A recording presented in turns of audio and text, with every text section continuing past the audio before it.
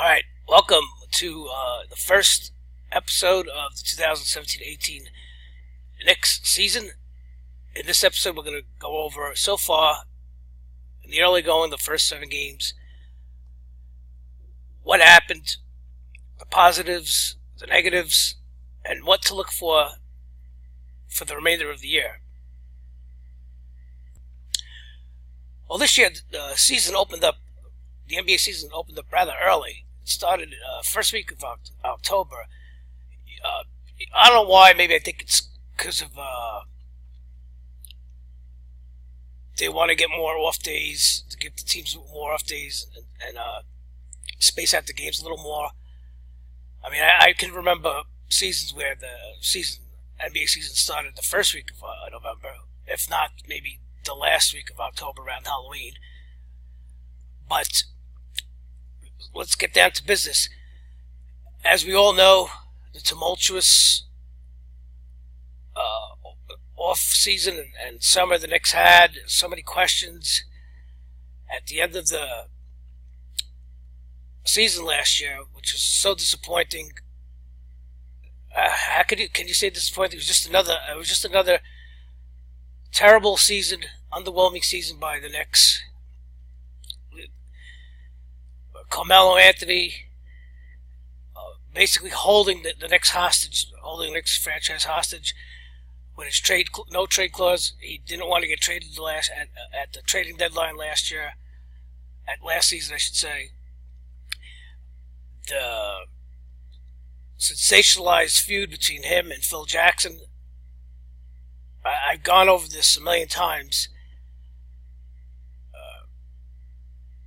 Phil Jackson, for whatever reason, the media portrayed him in a bad light, negative light. He had suggested that maybe Carmelo would best be off getting traded if he wanted to pursue a championship. That caused a media firestorm. Carmelo reacted negatively, at least in the press. And then at the end of the season, when Carmelo Anthony was still being stubborn, not relenting on his no-trade clause, Phil Jackson even suggested that they buy him out. Which, again, the media, in particular, ESPN and jerks like Stephen A. Smith, who, how dare Phil Jackson treat Carmelo Anthony this way after all he's done for the franchise. What did Carmelo Anthony do for the franchise? Except produce losing seasons. Carmelo Anthony, he's an elite scorer, we know that. I've said it a million times now. The guy only pretends to play defense. In essence, he becomes a liability. On a team like the Knicks, he becomes a liability. He doesn't make anybody better around him. He demands the ball to be successful. And on nights when he's off and not shooting, he's basically a liability out there. But moving along, then the sudden and unexpected departure of Phil Jackson. So the public statement was that the Knicks and Phil Jackson mutually agreed for Phil Jackson to leave. They drafted Frank Ntilikina.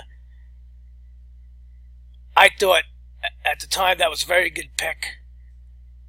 They could have picked maybe somebody better, but listen, he's athletic. He's a point guard. He's a 6'5", athletic point guard. He's long, and he plays defense. I remember last season, Phil Jackson was brutalized by the press. An anonymous quote by a player at the draft camp saying that Phil Jackson fell asleep or he was uninterested.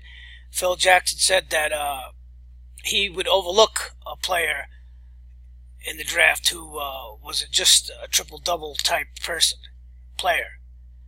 And that caused outrage. Phil Jackson was looking to start. He wanted to start from the ground up. He wanted players with high basketball IQ players that didn't have any bad habits developed. That's why he drafted Kristaps, and Ntilikina is in that way too. So that said, people celebrated. It's crazy. I don't know what your opinion might be on Phil Jackson. I look at the guy's resume, okay, and I look at Carmelo Anthony's resume. Phil Jackson had a plan for the Knicks, but as I've stated previously, I guess in New York you can't go along with that plan because the fans and the press, they demand instant gratification. They don't want to wait 5 years to develop 18-year-old players. So they finally that was part one. That was phase one. The Knicks picked up. They re-signed Tim Hardaway Jr. He was originally drafted by the Knicks. I didn't know what to make of that. They were still weak at point guard. Joakim Noah, he had a bad season last year. The guy was still hurt. He was still hurt. Then he gets suspended for PED use. In a way, I'm not encouraging or promoting PED use among pro athletes, but listen, the guy is over 30. He's been debilitated by injuries. He took a shot. Whatever he took, I don't know what the extent of his PED use is. He took a shot, maybe to recover from the injuries, and now he's suspended for the first 12 games of the 2017-18 season. We'll touch on him more because he could be a big key. So the Knicks and the NBA always does this. Curiously does this. They always, when they schedule games, I don't know if it's intentional or coincidence, but the Knicks opened up in Oklahoma City against Carmelo Anthony, who did get traded. That was the other big news when they Knicks finally did trade Carmelo Anthony. It brought back. I don't know what people were expecting to get back. The main player that they got back in the Anthony trade was Eric Cantor. He's a big man, 6'11", center. He has a very good post game, a nice mid-range jump shot. Can rebound. He'll get you 6-7 boards. The knock on him is his defense is suspect. But at this point, the Knicks need a low post presence. They have missed this. And Carmelo Anthony shied away from this in recent seasons. I guess because he just didn't have the players around him. But they opened up at Oklahoma City, and as expected, they got blown out 105-84. Russell Westbrook, he is, I think, as of now, the best player in the NBA. Ahead of LeBron. Anthony, he had his game. Oklahoma City also added Paul George in the offseason. And if you see Carmelo Anthony being the phony he is, I think, you guys are used to it. I'm used to watching it. I'm used to going up against it. He's praising Westbrook, and then he went on to praise Porzingis. As you can see, when they asked him about the Knicks, he said the chapter's closed. No more Knicks talks. Just focus in on the Thunder moving forward and what we have to do. Another curious quote that really pissed me off from him was that he said after the party of the Knicks, when he first went to Oklahoma City, he said, "Oh, now I can focus on basketball." Well, what was he focusing on for the last 2-3 years? Phil Jackson? Unbelievable. I'm sorry. I'm gonna not try and I'm gonna stop bashing Anthony. I get triggered by him. So just focus in on the Thunder moving forward and what we have to do. He praised Kristaps' game. Kristaps had 31 points, 12 rebounds. Last year, Kristaps regressed from his rookie year. He regressed. I think again, he needed the ball. Last year, the Knicks needed to make Kristaps, at least in the second half of the year, Kristaps needed to be the center of the focus of the offense. He needed to be the number one offensive choice. And Anthony, here it goes. He was impressed with Kristaps' performance and willing to take charge. Just to see that he's ready to take on the role. He looked aggressive tonight. He looked comfortable. Felt comfortable tonight. I was happy to see that. Oh, thanks. What else is he going to say? And at least he didn't yell at him this time behind closed doors for praising the triangle offense. But again, the Knicks went down. Listen, against teams who have superstar players like Oklahoma City, who have elite players, listen, the Knicks are going to struggle all year against teams like this. Okay, they just can't handle that. This is where it comes down to talent. They just don't have the talent to match up against other elite players. At least they can't match up in guards with the guards. They don't have elite guards to match up with these other elite guards like Westbrook. All year, whenever the Knicks play a team with an elite point guard or an elite shooting guard, they're going to get torched unless something happens or they really make an effort on defense, which we'll talk about that more.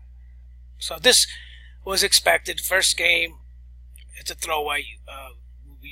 Again, if you're a Knicks fan, you're going to have to manage expectations this year. You got to get what you can. So then the Knicks traveled home for their home opener against the Detroit Pistons. You would think this would be a winnable game, but again, it's the Knicks. It's early in the season. They went down. This was a winnable game. They were in it until the very end, and then Detroit simply just made stops and made baskets, and Detroit edged the Knicks 111-107. And as we can see, we'll check out the box score. Porzingis, and again, another big game, 33 points, 5 rebounds. You want to see Porzingis at his size. He's got to at least come close to he's got to average at least 8-9 rebounds a game.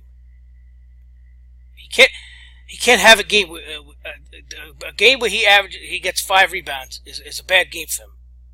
Maybe I know he's scoring, he stays outside on offense, and maybe he misses some offensive rebounds.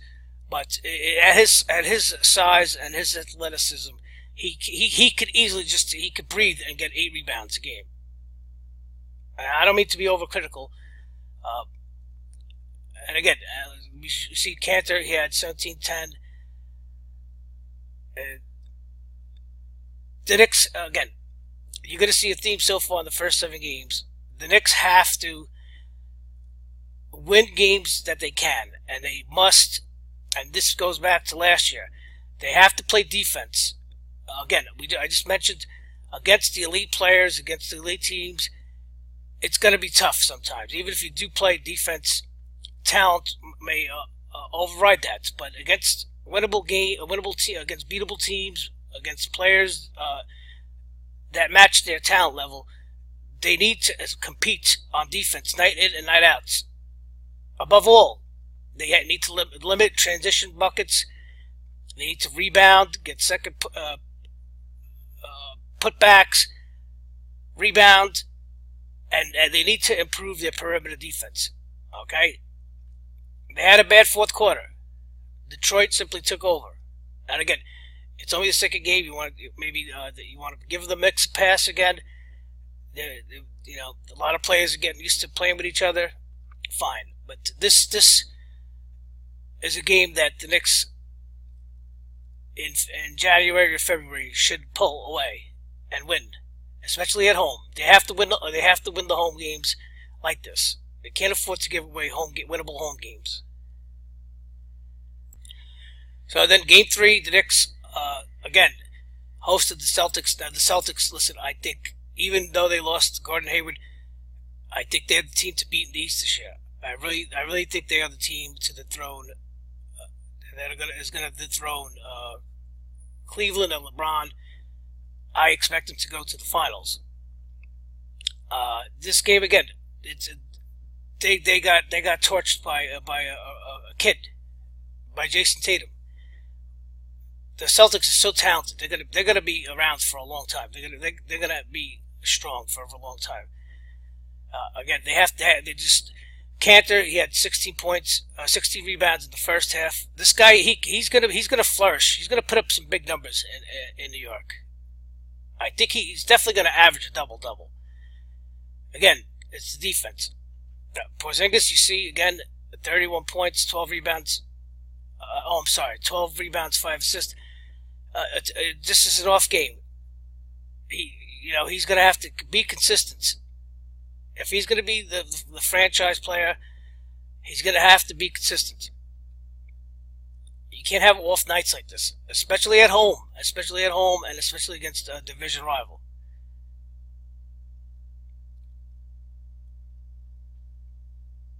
I don't know. Maybe is it matchup problems? I don't know. He is the one that provides matchup problems for the opposing teams. Not too many players can guard him. But the Knicks, so far in the first 3 games, they did not look good on offense. They did not look good on defense. And already, if you're a Knicks fan, you're ringing the alarm bell. You're pushing the panic button. Because you could see the season slipping away. Again, that's what I'm saying. Against Detroit, a winnable game at home, that's the game you have to win. Early in the season, against an elite team or a contender like the Celtics, chances are you're gonna lose. So Game 4, the Knicks hosted their hometown rivals, the Brooklyn Nets, who might be the worst team. I think they might be the worst team in the NBA.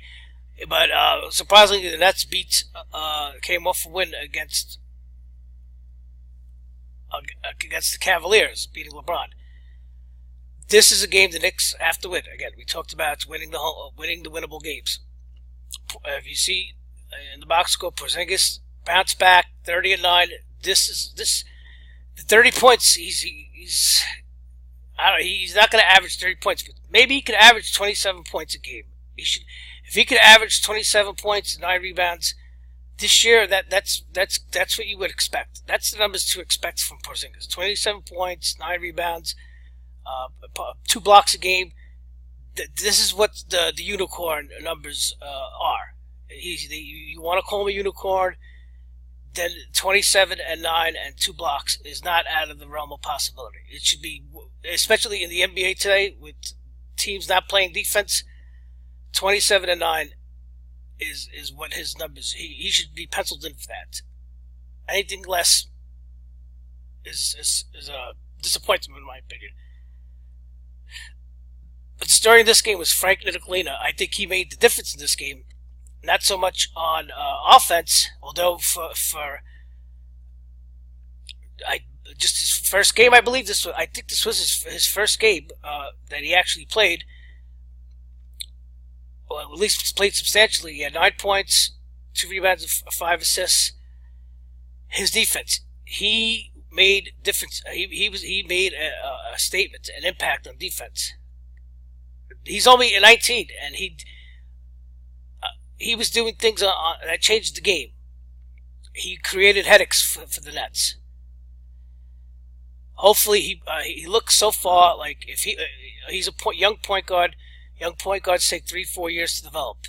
His number one, point guards need to develop their jump shots, a consistent outside jump shot. So far, Frank Ntilikina, he's shown he has a nice soft touch.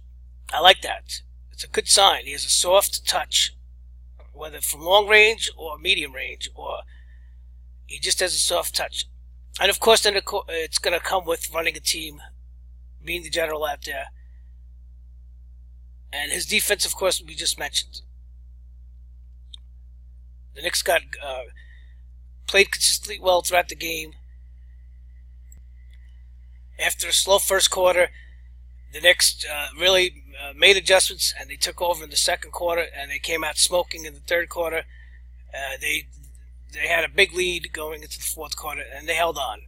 A very good win for the Knicks. For their first win, they looked better. Good signs from their first win. You don't want to make a big deal out of it, but very good signs. So, after their first win of the season, then the Knicks traveled to Cleveland, to LeBron land, the two-time defending East champions. And lo and behold, guess what? The Knicks won this game. Not only won big, 114-95. Like I just mentioned before, though, the Cleveland is struggling. They're playing human. LeBron, they're playing like they're not playing up to their expected level. I just mentioned the Nets beat the Cavaliers, and now the Knicks came in and beat them. But hey, you take this win, and this is a big win. This is a big win. No way does this take away from the Knicks win. Tim Hardaway played he torched the Cavaliers. Torched them, 34 points. And they were big points. And look, again, Kristaps Porzingis, 30 for 212. Nobody could hold him. Creating matchup problems. Eric Cantor, 18-12. Courtney Lee, 15-10. We had 3 starters with double-digit rebounds.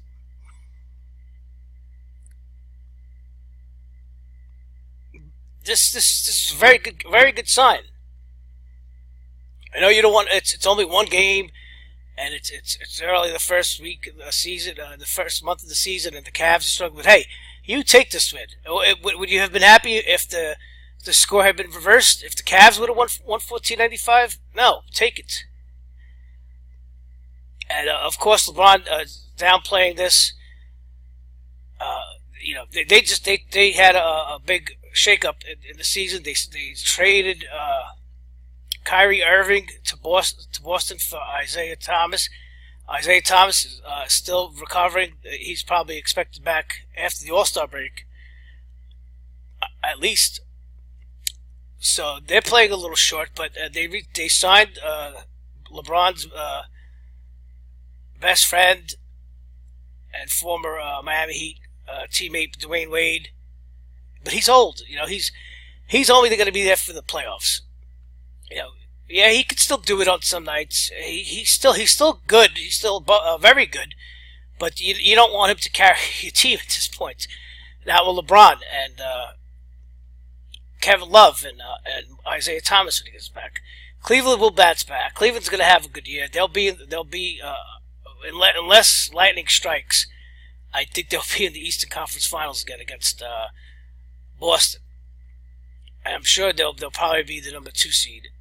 I can't imagine. I can't imagine anybody being ahead of them. I can't imagine Cleveland not winning their division. So as you see, LeBron downplayed it. He's saying it's October. It's still a long season. Yeah, he's right. They have a long way to go. They're making adjustments. Also, not only did the Cavaliers lose to the Knicks and the Nets, they also got blown out by Orlando. So right now, Cleveland needs to find themselves. They're not playing defense. They're adjusting. But take the positives from this game. And again, the Knicks held their opponent to under 100 points. That'll be a theme. So, riding a hefty 2-game winning streak, the Knicks went back home to face the Nuggets, and they started this game great. They looked great, but again, you have to commit to defense. Maybe the Knicks were getting a little cocky here. They won 2, they're at home. It's all coming easy, and they lost a 23-point third quarter lead. And they had to be saved. But again, nobody in this game, nobody could hold or contain Kristaps. He had 38 and 7. He's going to do it. This is what the franchise player has to do. He's putting up franchise player numbers. He's carrying the team on his back as well as he should. And whoever could help him can. I like Cantor and Porzingis playing down low. I like that, and I like players like Kylo Quinn coming off the bench, he being the lunch pail guy. He is the lunch pail guy. He had 15-12. He's very important on this team also. Very important. And again, if the Knicks got lucky in this game, that they didn't blow it. This would have been a very, very psychologically. This would have been a devastating loss had the Knicks lost this game after a big lead. But unlike last year, maybe we're seeing a little bit of some differences, and they held on to win. And guess what? The Knicks come back after an 0-3 start. They win 3 in a row. Now they're 500. So continuing their homestand, in came the Houston Rockets, one of the better teams in the West. They acquired Chris Paul in the offseason, although he didn't play this game. So you would have thought maybe that the Knicks could run their winning streak to 4. You know, they get lucky. This is in the NBA how you get lucky. So when you run into teams, elite teams, you run into them and they come into your building and they're one of their star players is injured or can't play, you do it. But this was too much to ask.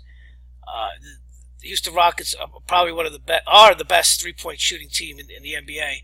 And again, they exposed the Knicks' perimeter defense in this game. Last year, James Harden had a crazy video game triple-double against them. We scored 51 points, a triple-double, 51 points. The Knicks have to improve. They must improve. They need to improve, otherwise they will never get over to that next level. It doesn't matter who plays on their team. They need to commit to defense, especially the perimeter defense. But like I said earlier, against elite players, especially elite guards, this is going to happen on some nights. Maybe on a lot of nights, but it's got to change, especially at home. It's got to change. They have to become mentally strong. It's all. That's what it all starts with, becoming mentally strong, and then it'll carry over to the physical. Again, does it correlate? Porzingis didn't have a good game. I don't know. What I don't like is the 119 points given up. The Knicks are going to score. They're going to score. They're going to score 97, 98, 99, 100 points. The thing is, they have to limit the opposing team. They can't they can't give up more than 100 points. They're not going to win too many games. So in closing, so far, the Knicks are 3-4. Arguably, they could be 4-4 or 4-3, but so far we will give them a pass. There's some positives so far that we've seen. Kristaps looks like he's taken a step up as the Knicks' number 1 option. Now that Carmelo's gone, he is the undisputed franchise player. He's having big games. The point guard situation early on, Ramon Sessions was running the things. Not too good. They actually signed Jarrett Jack. He looks like he could be a keeper here, but when Ntilikina comes back, the Knicks are going to have to make a decision. They only signed Jarrett Jack to a 10-day contract, I believe. The other big thing, Frank Ntilikina, so far, very positive. Very, very positive. Very positive. Good positive things. He looks like, he's only 19. He looks like he could develop into the real deal. If he keeps progressing, you see him in interviews. He comes off as a very intelligent young man who seems like he loves the game of basketball. And that's what you need to become great. You need to have IQ and not just life IQ, basketball IQ, and you need to love the game. You need to love the game of basketball to become a star and then eventually a superstar. He has the physical tools. He's 6'5". Hell, he might even grow another inch before it's all said and done. Maybe 2 inches. You never know. He's still growing. He's only 19. He could have a growth spurt.